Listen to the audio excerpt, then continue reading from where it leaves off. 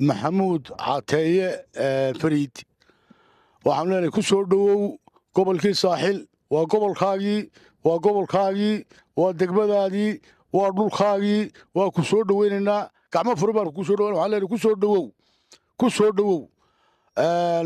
قبل كساحلنا وحلاها aanu ta'kiidno oo aanu soo dhaweyno oo aanu xoojino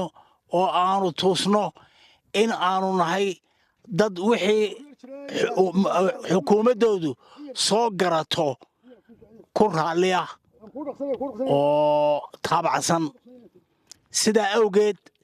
waxaan ku soo dhaweynaynaa gobolka saaxil degmada sheekh simug iyo miisaan leh gudoomiyaha cusub cabdiqani warasaab waa ku soo dhaweynaynaa haddaanu nahay reer saaxil sheekh